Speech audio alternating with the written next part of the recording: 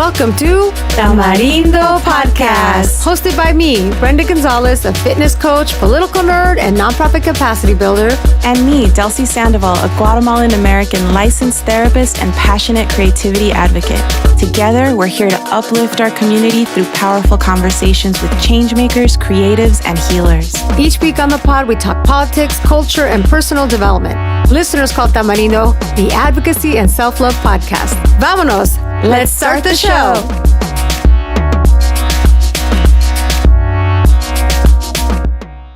In this episode of Tamarindo Podcast, we speak with Katya Echazarreta, a trailblazing electrical engineer and science communicator who made history as the first Mexican-born American woman and one of the youngest women ever to fly to space.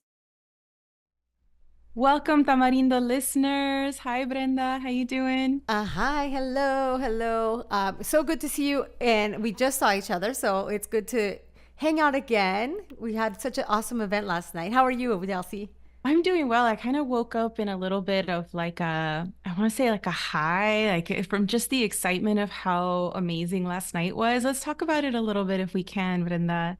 Yeah, and for listeners who might have missed, but we hosted this awesome event called Amigas Blossoming, a get together to foster new relationships, and this was Delsy's idea, which I think is fantastic. So I want to hear from you, Delsy. Do you feel like your vision was realized?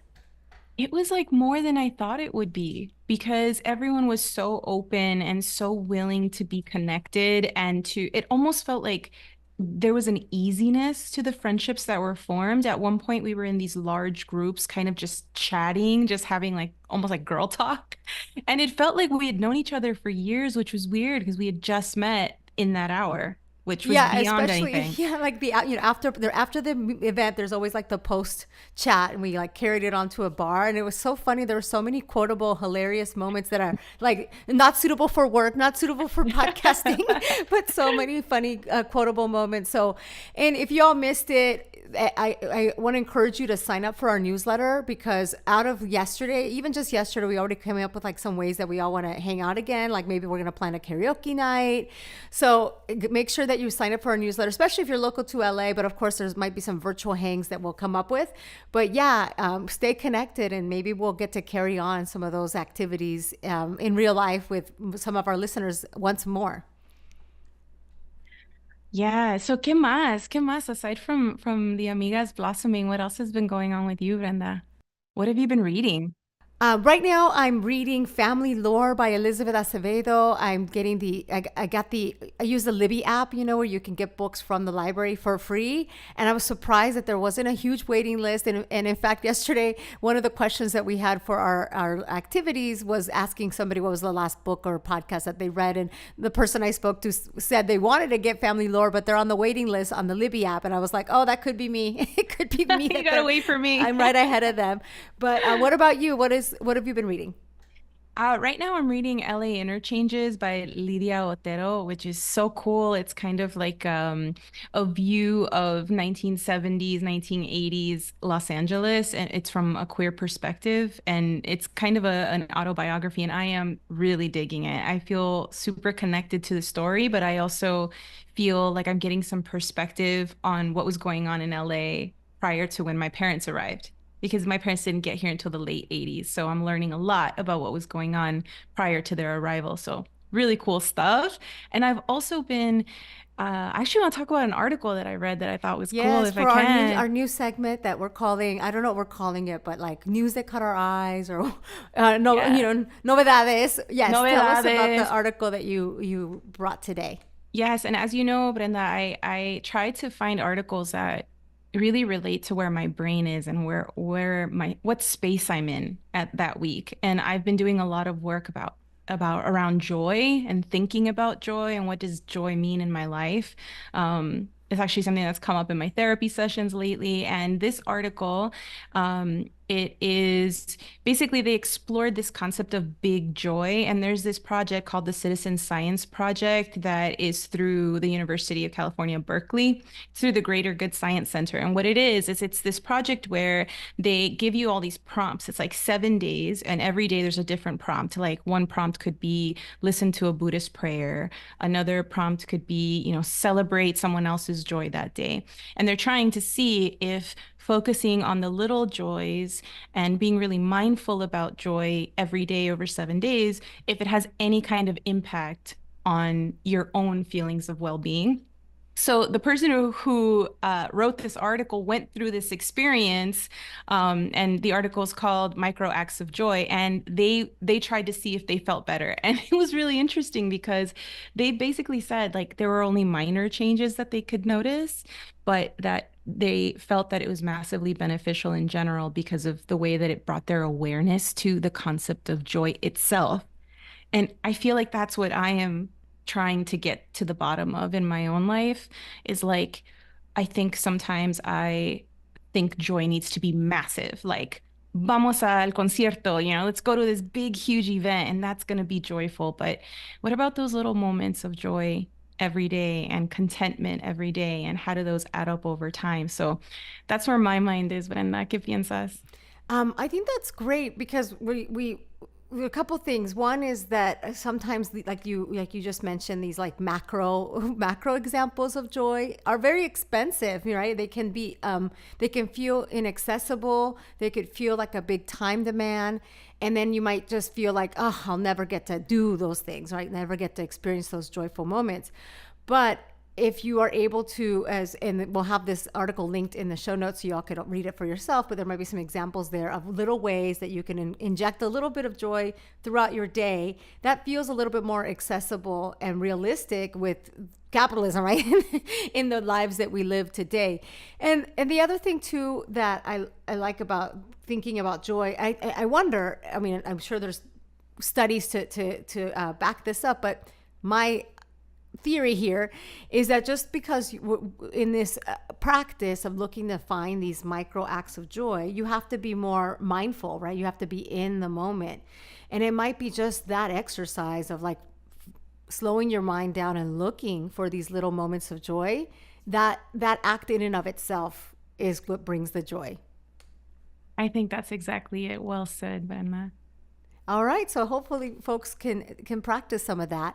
So what the news that caught my eye this week is, and I'm sure that folks have been seeing this on their news feed, is that there's been some new categories in the U.S. Census. So a couple of new categories, and so a little bit of background. Way back in early days of Tamarindo, one of the guests that we had on this show is an Arab American leader, and I'm friends with him, and I've heard him speak about this issue recently, that it's hard for Arab Americans to see themselves in the census.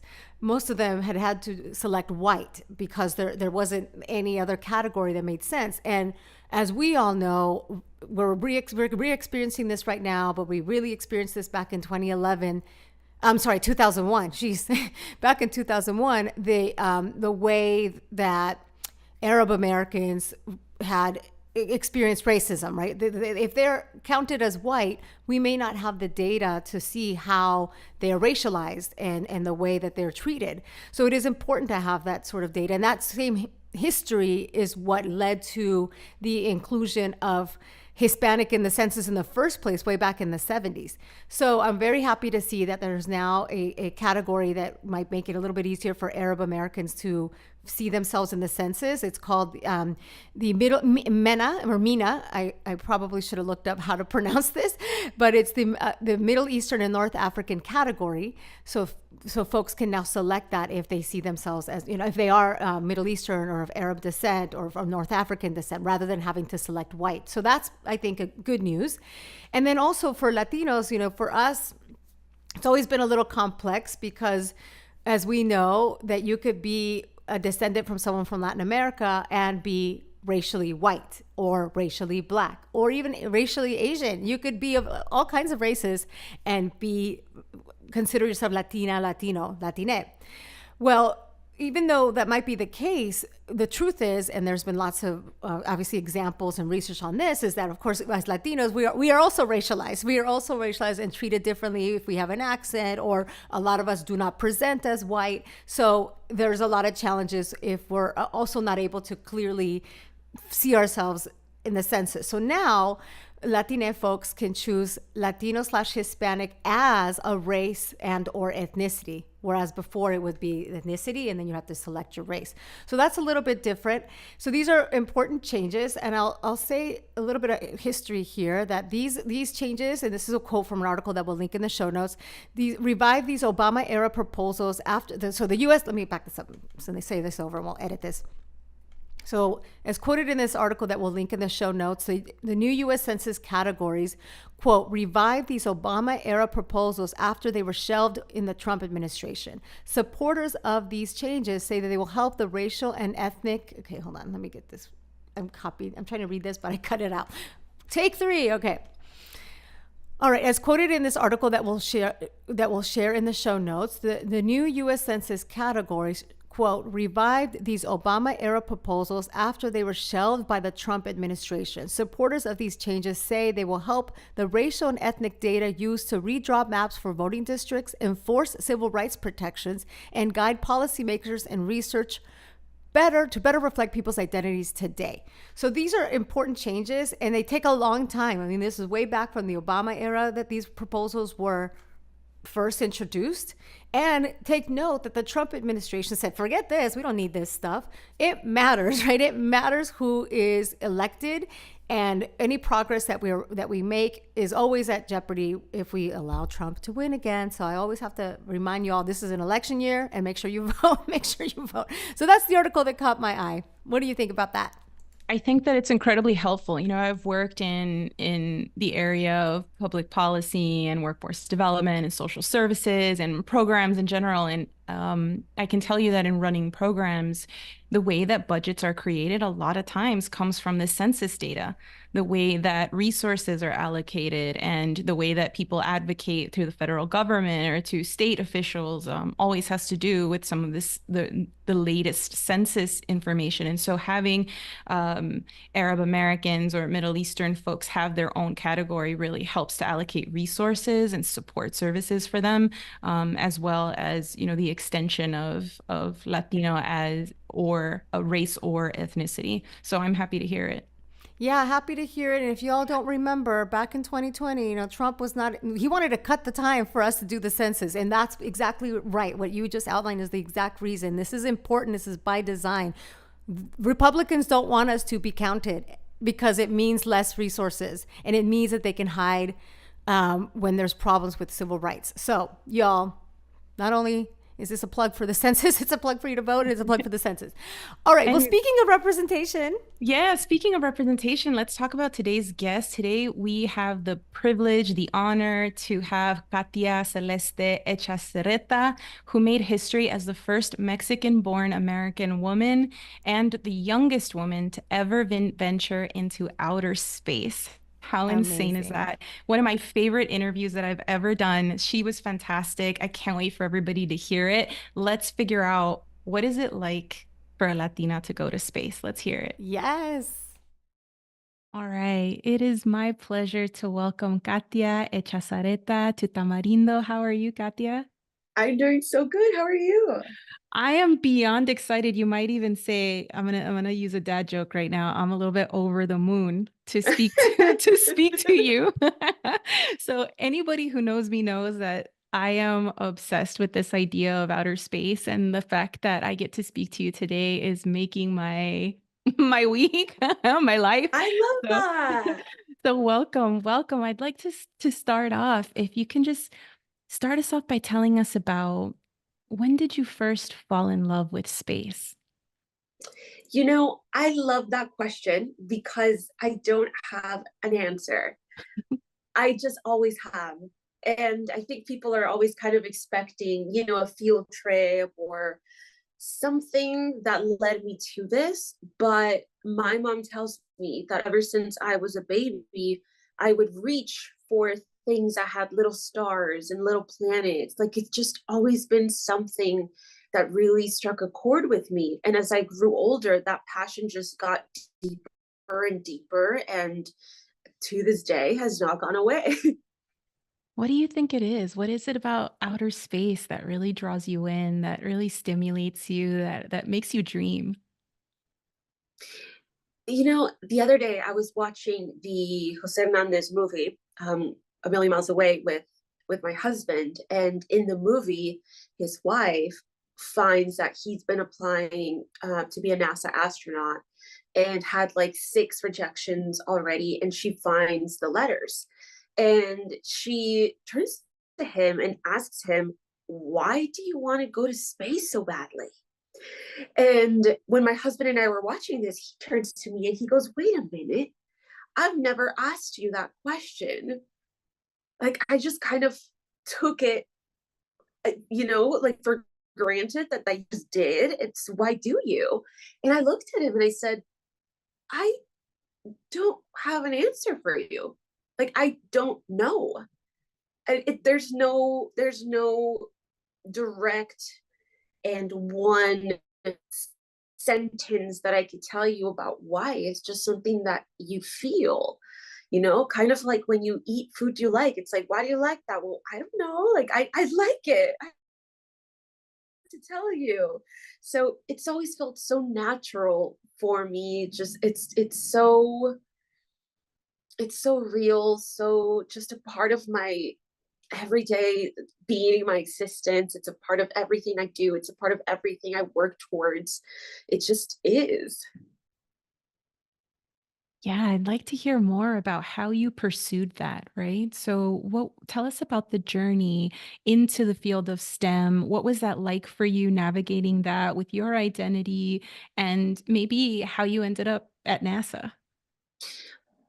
I think that, especially coming from the background that I came from, being a Latina and having a very traditional home life, these two concepts were things that were always fighting each other, because on one hand I have my love and appreciation and passion for all these different scientific endeavors and outer space, and then on the other I have that image of what a Mexican woman is supposed to be, how she's supposed to behave, what she's supposed to be like, what she's supposed to do for the rest of her life, and those expectations that come with that. So that was kind of always clashing. And as I started to grow older, it got worse and worse, because when you're a little girl, you're still allowed to be more free. But as you start to grow up and become a woman, then these expectations start to really ramp up. I remember a conversation with my grandmother, and she was upset that I was spending so much time studying and that I wasn't getting up to serve my brother's plate or clean up after my dad. And to me, it was, well, why would I? I have homework, I have a test, I have things to do. This is what I'm dedicating my time to. And they have hands and they can do that for themselves, because we're all supposed to take care of our person. So that it was always a conflict in my household. And as I started to grow up, I had to become stronger, and I had to stand up for myself and for what I wanted more and more each time. Like, each time that this happened, it felt like I had to be stronger and more direct about my boundaries relating to what I liked and what I wanted to do, and why I was prioritizing my education so much. So I think, if anything, it just made me want it more, and it made me work so much harder to make sure that I was able to achieve it, because not only am I looking to achieve it for myself, but I'm also looking to do it partially so I don't have to hear from all these people that told me this was not meant for me throughout my life. Like, "Oh, we told you, we were right. You were being stubborn and you didn't listen." And I really think that that strength that I was able to build is what allowed me to move into the next phase of my life, which is having to get all the scholarships necessary to be able to go to college. I didn't have the money to be able to study at a university. I had to come in with full scholarships for everything. And then even being there, now you have to deal with, it's not only your home life and not only your direct circle of people, you have hundreds of people around you in your classrooms who don't necessarily think someone like you deserves a spot here. So when you finally learn how to get past that, and you learn that you're going to have to rely on yourself for the rest of your life and in your own knowledge of your abilities, without allowing all of these different thoughts and opinions to affect the work that you do, that's when you're actually going to be able to continue on with the rest of what you want. And for me, learning that lesson is the toughest and most important lesson I've had to learn to be able to finally move on to my career at NASA, be accepted for my internship, eventually for my job, and then eventually for my mission to space. If I hadn't learned that, I wouldn't have done any of those things. That's incredibly powerful. Thank you so much for sharing that. And I wonder how some of those skills that you learned along the way generalized and transferred into your experience at NASA. What was the experience like to actually go into your field and start working and being a part of this team, of which I imagine there maybe were or a few people that you could relate to in that moment? How did these skills transfer in to help you through that? Yeah, my first few months of my first internship, and then the first few months of me being hired full time, were the most difficult. With the internship, it was a different type of difficult because I'm coming in, I'm a student, and I feel really uncomfortable about my lack of knowledge and how there's so many things I don't know, and I truly just want to be the best I can, and I just want to learn and I want to get things right. But when you're beginning, you don't. So that initial challenge is very difficult. I remember that I would sit in my car for like 10-15 minutes before walking onto lab, and I would just cry because I would be sure that this is going to be the day that I get fired because I wasn't able to finish my circuit board. And I wasn't. I never was. It was always, what do you need? How can we help you? It's a very collaborative environment. And eventually I was able to kind of just find my way into it and find my own rhythm and pace as I learned. But moving forward, a few months after that, when I'm finally hired as an engineer and I've graduated from college, I'm being put into a different group. And these people don't know me. And the people that I trained with, that I learned with during my internship, they are still around, but they are no longer working with me or in charge of the work that I do. So you kind of have to prove yourself all over again. And it's a different type of proving yourself, because now it's, let me try to figure out why you were hired. I remember those first few months, I was getting nothing but people work because they didn't trust me yet. They didn't trust in the work, and not because they knew anything, but simply because possibly they're just trying to gauge the level that I have, despite being told by my boss, despite being told by the people that hired me why I was hired, what my skills are, and what my levels were, and all of those things being overwhelmingly positive. But yet, every time you join a new team, this happens where you have to kind of start from the beginning. And being in some of those meetings with so many engineers that, like you said, first of all, none of these people look like me, and more than half of these people are twice my age. So there's just not much to relate to, and you have to really dig in and try to find that way to make a relationship. But it gets kind of tough when you see that your male coworkers who are your same age are having such an easy time transitioning and fitting in with this group of people. And you see these engineers that have been around forever like patting them on the back and giving them hugs. But when it comes to you, it's always, very careful, very like, I don't know what to do with you. I don't know how to treat you. I don't know how to engage in conversation with you outside of work. And that can be very lonely as well. Oh, Katya, I really relate to what you're saying, and with the stakes being so high, because what you're learning is something that is really important, right? And so the social dynamics kind of interfering or being an additional stressor, can't even imagine. And all the while while you're doing this, there is this persistent desire in you to go to space.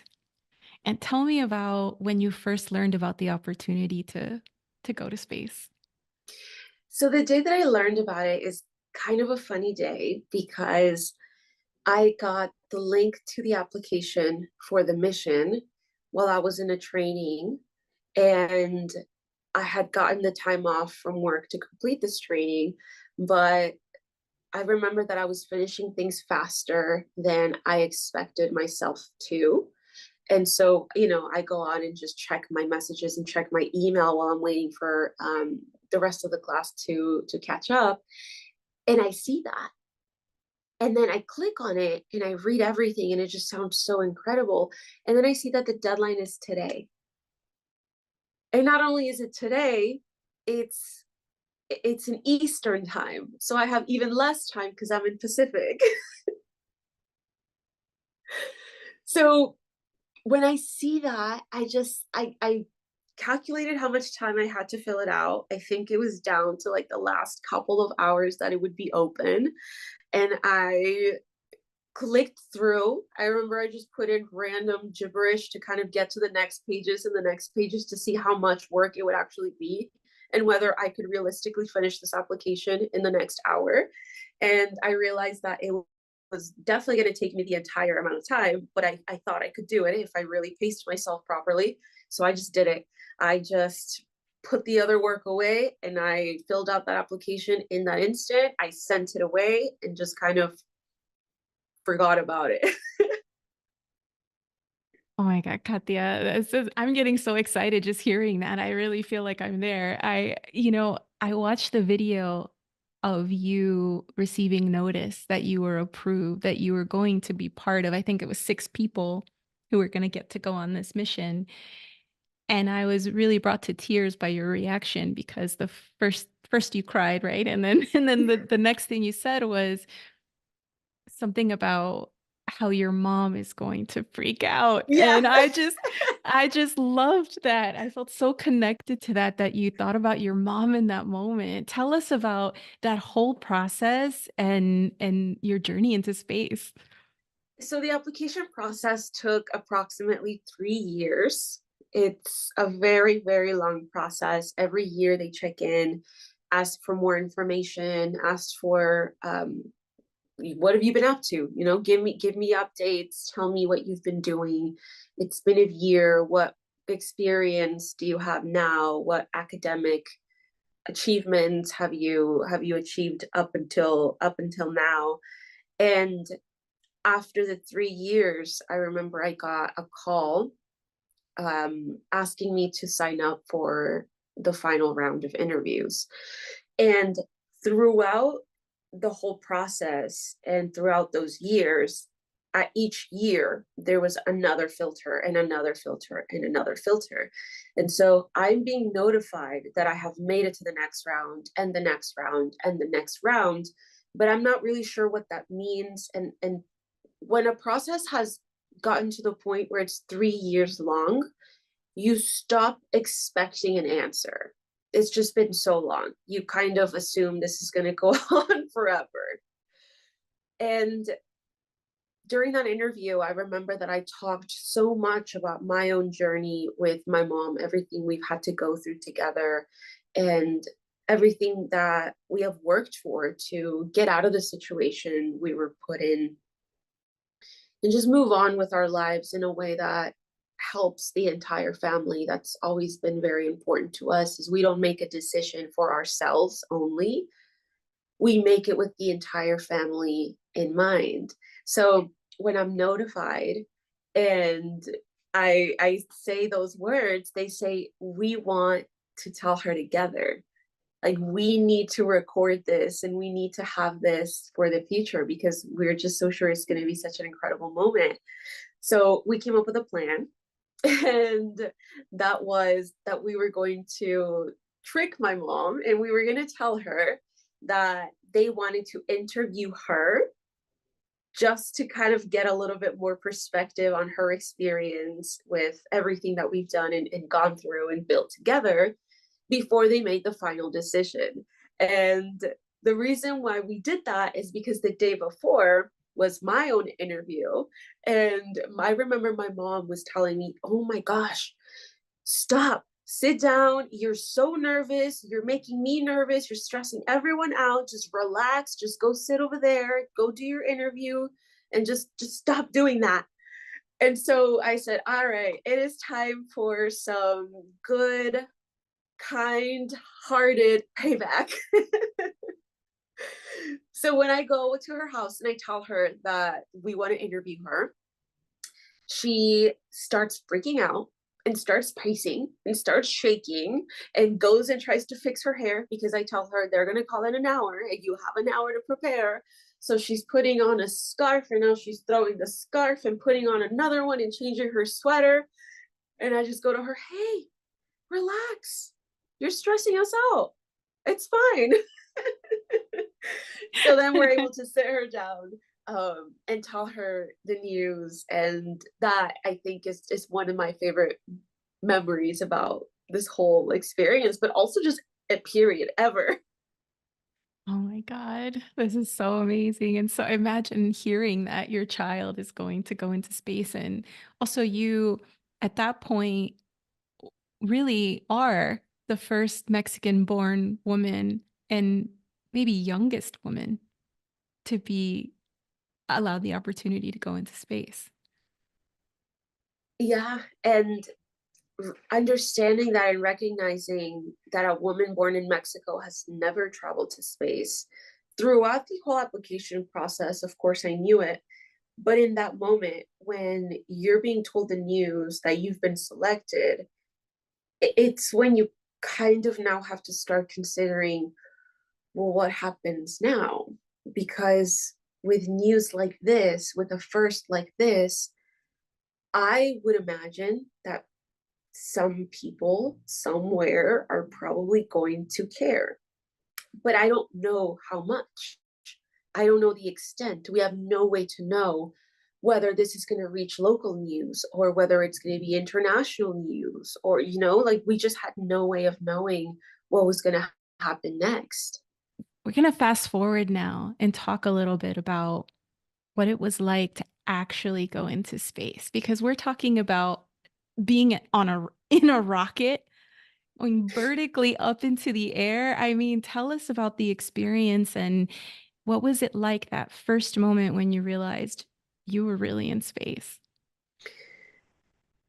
It's so funny to talk about the realities behind space travel and the realities of realizing you're in space for the first time. And the reason I say realizing, it's like, well, wouldn't you know the whole time that's where you're headed? Yeah, except when you actually get there, your brain is so confused. It has no idea what you're experiencing or why, because it gets so confused and is trying to understand so hard why you're floating. I like to say we're a collection of memories. And what I mean by that is that our brain grabs the closest and most relevant memory to understand what is happening to us in this moment. And that is why our minds are able to react to things so quickly. But if we look at a baby, for example, or a toddler even that doesn't have that many experiences, they don't know to stay away from certain things yet. They don't know what the proper reaction is quite yet. As you start to grow up and you start collecting memory by memory, your mind gets quicker to the point where you no longer realize you're thinking, it just happens.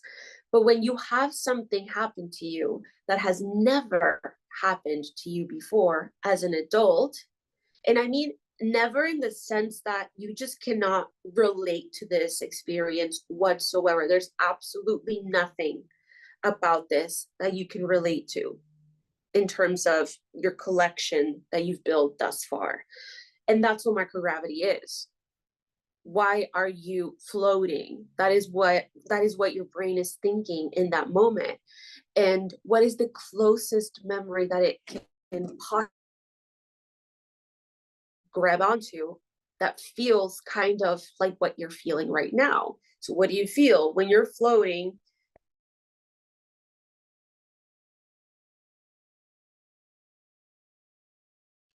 The blood on their head.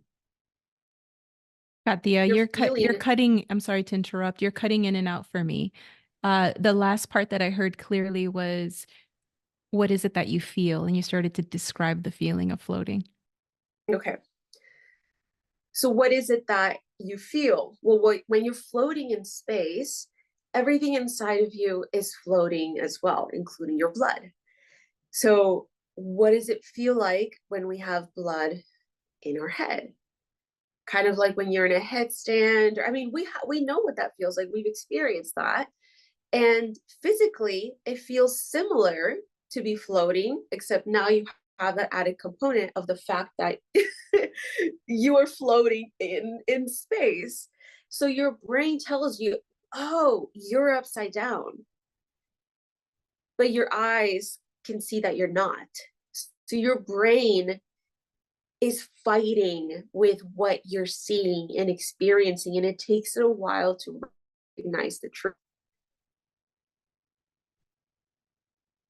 Can you hear me?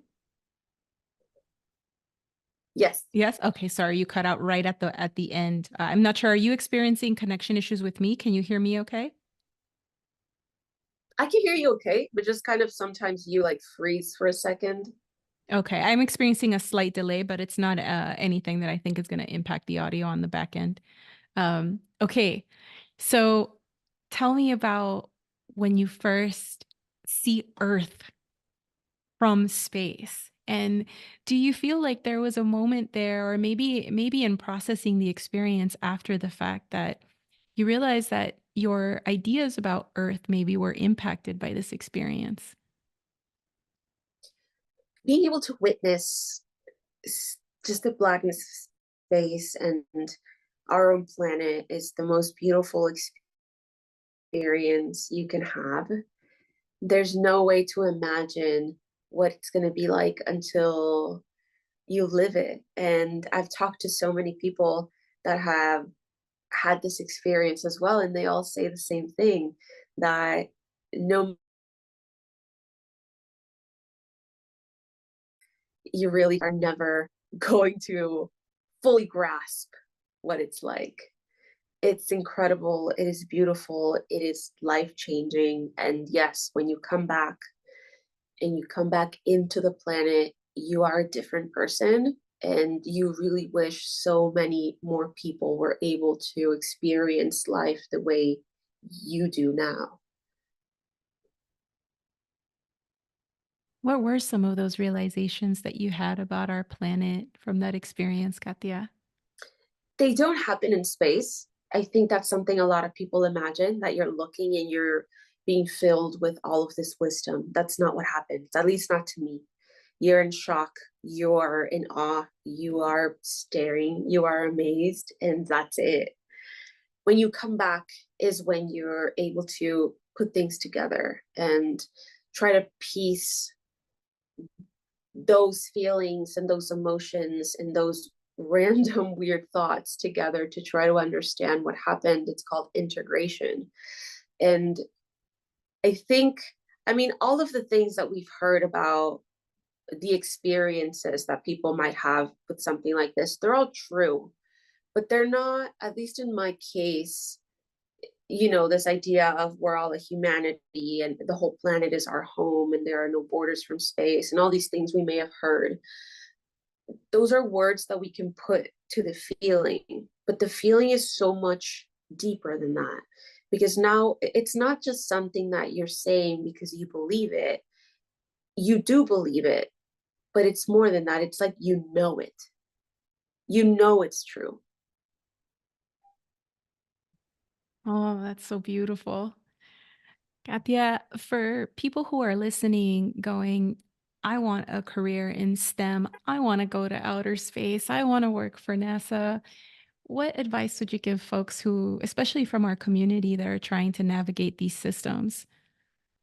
I think the biggest advice that I could give would be that if something out there doesn't exist, either for you, for your community, or the idea that you have that you want to carry out is not something that is currently out there, you always have the ability to do it yourself, to make it up yourself, to create something yourself, to make those opportunities up as you go. That's something I've done throughout my entire career. And even now, going back to Mexico and speaking to so many of those children, little girls specifically, and being asked, how can I do what you've done? And I know that a little girl born in Mexico, who studies in Mexico, who stays in Mexico, cannot do what I've done.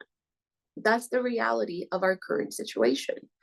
And so I could either lie to her and tell her, work hard, study hard, you can do this. I could tell her the truth, work hard, study hard, and then go find a country that does have these activities, get citizenship, and then work even harder to try to make it happen.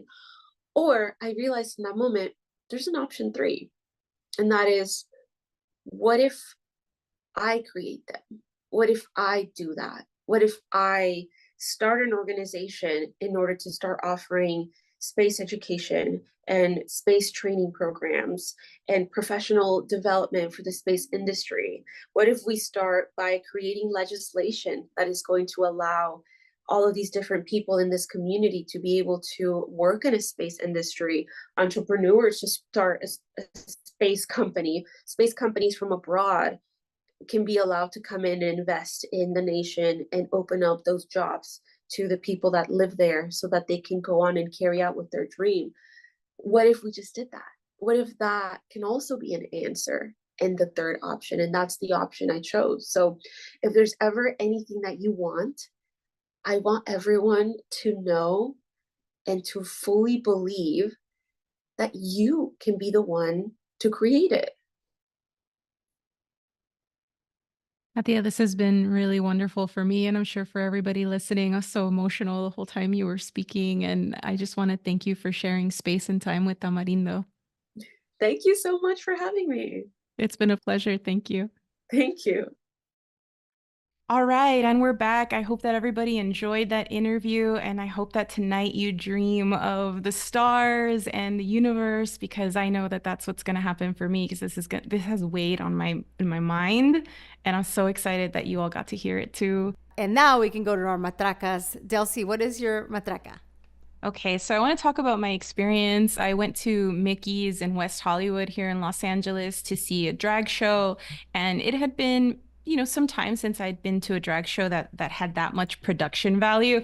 And what I got out of it was just this incredible, just showmanship. I mean, it was unbelievable what these queens were able to do for us. There was so much joy that we experienced. It was just so entertaining. There was so much promotion of inclusivity, different bodies, different presentations of being, a lot of personality. And I just felt like what drag queens offer the world is challenging norms, embracing diversity. I felt so inspired to be more myself and to be more open to my own expression as a person just from being there. And so I wanted to give a massive matraca to all the drag queens of the world, kind of making the world a better place. Matracas to them. I love that. I love this. And this is, okay, not Mickey Mouse. Mickey's and WeHo, nothing to do with Mickey Mouse. Nothing to do with Mickey Mouse. Okay, got it. Because I was like, is this like a Disney sort of And I think it's just Mickey, not Mickey's, because I think there's another Mickey's in Orange County somewhere that also does tracks. Got it. Not to be Bre- confused with Mickey Mouse. Not to be confused with Mickey Mouse. Brenda, ¿y tú qué matraca? Well, I was like, okay, what do I want to bring today? And the matraca is, I think, to producer Jeff, aka my husband Jeff, just because he really understands my love language. I know you all probably have heard of love languages. There's all kinds of love languages. Mine is definitely acts of service. And this is the moment that I'm referring to, is that last weekend we were in San Diego. We went to a really fun show, and he was going to meet me at the show. Anyways, we were traveling there to San Diego, and he remembered, I had forgotten, but he looked through my bag in my suitcase and got my earplugs, because this is the type of show where the music is so loud. And he's like, here, honey, I brought you your earplugs. And to me, that is like the most romantic thing. Like, it is way better than flowers. It is way better than take me out to a romantic, amazing restaurant, although those things are great. It's way better than telling me I'm beautiful. You know, to me, it's acts of service. Like, that was so romantic. So shout out to a partner that understands your love language. Oh, I love that. Qué lindo. Qué lindo. And now that I know, I'm gonna think about that for an act of service. Okay. Y la Do you know what yours is? basura. What is your love language? You know what? I think very much so acts of service is what I like from a Yes. partner. I definitely like when I feel taken care of or supported in a very concrete way. But that is not how I give love. Like, I that's not see, yes. how I deliver love. I think for me, it's more like affirmations. I spend a lot of time saying like, oh my God, you're so amazing in this. You're so smart. You're so capable. You're so, like, a lot of verbal affirmations. I just kind of like love to pour love verbally onto my partners. How about you? I mean, I'm trying to think, how do I express it? I mean, I think acts of service, but I know that I think, and I don't know, we've never taken the test, but I think that Jeff likes words of affirmation and physical touch. So, it's a really interesting observation that maybe the way we do it is not necessarily align exactly what they want, because I think I do acts of service, but every once in a while I'm like, oh no, I better tell him how great he is. I better tell him he's awesome. It's funny. It's very funny. Okay, what is your basura? Okay, so this week I read that the Alabama governor, Kay Ivey, signed a bill Wednesday I believe it was last week, that banned state funding for any kind of program that had to do with diversity, equity, and inclusion initiatives. And the idea was that they didn't want to have anything like divisive that was going to be taught or funded. I really think that is taking some steps backwards. We understand that diversity, inclusion, and equity initiatives allow for everybody to have a voice and to have access to funding to support programs that are going to make positive change in communities or shared understanding at the very least. And so to have them completely banned, I think, is really ridiculous and taking some steps in the wrong direction. Yeah. Big time basura. These are Republicans, y'all. This is Republicans. And it's so ridiculous, because their argument is saying that diversity, equity, inclusion programs are divisive.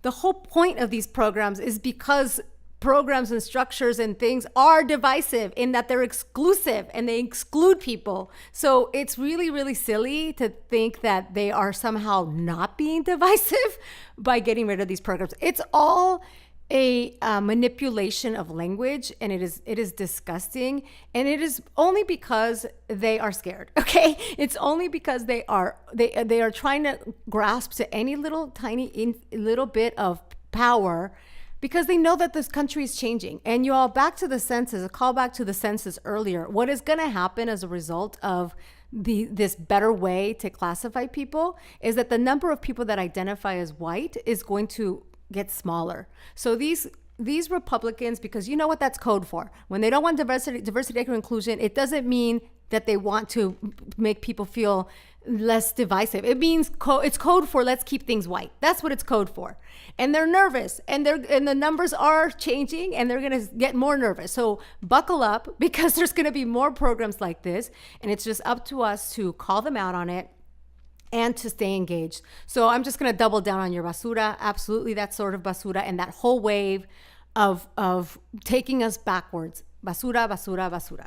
And I think, my last comment on this is really like, let's just say it for what it is, which is that states are struggling with their budgets right now and post-COVID, and really struggling on where to make cuts. And the BIPOC community is not the place to start your cuts. And I think that is really what we're talking about here, is to say, hey, we think that this is divisive, but I think what they're really saying is, hey guys, we don't know where to make cuts, and since we don't care about this, like, this is where we're starting. And I think that's really unfortunate. Very important point, because California is as much better than we are to a lot of places. We're also about to have a lot of cuts. So even be vigilant in quote unquote progressive places on where priorities lie, because it is 100% true that it is these sorts of initiatives, these sorts of programs that are first to go. So y'all keep an eye on it. Keep an eye on it. Okay, what's your inspiración? Okay, so my inspiración is just, I have to say I'm gonna go with the Amigas Blossoming event again. I really felt inspired. It's interesting because this was something that I felt a little bit shy, which is interesting to note, because I was there to try to help other people not be shy and talking to each other, but I felt shy. And the way that folks included me, even though I was the facilitator, they made an effort to make me feel included in what was going on. It was so inspiring about mostly something around the feedback loop that happens when folks come together, that there isn't this idea of like, I'm leading and you're there as a participant. It was like, everybody was in community. I was so inspired by that, Brenda. ¿Y tú? What about your conexión? Yes, I mean, absolutely. And it's, so touched by any time that we're in community with our listeners, because we get to be in community in person in those sorts of occasions, but through the airwaves, we're thinking of you as well, listeners. Like we feel like time and time again, anytime we find a way to connect with our listeners, it just is proof and evidence that we're building a community of amazing, like-minded, motivated, and inspirational people. So it's not a surprise that when we do get to be in community with our listeners, it really is that sort of magic that comes together. So I always feel inspired anytime we have those events. So yes, the only other little thing that I will note, I know that we always record a little before y'all hear this. So today is March 29th, and I know that there's an album that has dropped that has interrupted everything, and it is the Beyonce album. So happy Beyonce album dropping. But there's another album that dropped today, and that's what I want to say is my inspiración, and it's Reina Tropical's Malegría album. You all have to listen to it. You all have to look up Reina Tropical. And if you're not familiar, just very quick story. It is a collaboration between two amazing artists, Fabi Reina and Nectali Sumo Diaz. I've already was following and listening to this amazing group and musical group, and their music is also infectious and wonderful. But about maybe a year and a half ago or so, Sumo died suddenly. And Reina Tropical, I believe at the time, was actually touring. And so Fabi continued to tour through this immense pain of losing their collaborative partner suddenly. So it was definitely a loss in the community, in the music community. But Reina Tropical continues, and Malegría is that product of Fabi pushing through that grief and using that grief to still be in communion and in communication with Sumo in the form of this album. So you all listen to it and check it out. Check out Reina Tropical. So that's my inspiration for this week. Okay. Bueno, Tamarindo listeners, it has been amazing. Until next time. Yes, y'all. All right. Don't forget, write us a review, please. Write us a review. It's been a while since we've heard from your beautiful love notes. So please Write us. That's actually my love language. My love language is Apple Podcast reviews. All right, y'all. Take care. Ponte un suéter. Y saludos a la familia. Tamarindo Podcast is Brenda Gonzalez and Delsy Sandoval. We are also the show's executive producers. Karina Riveroll of Sonoro Media provides production support. Jeff Ricards wrote our theme song. The best way to support our work is to rate and review Tamarindo Podcast or share an episode with a friend. Get in touch with us at tamarindopodcast.com.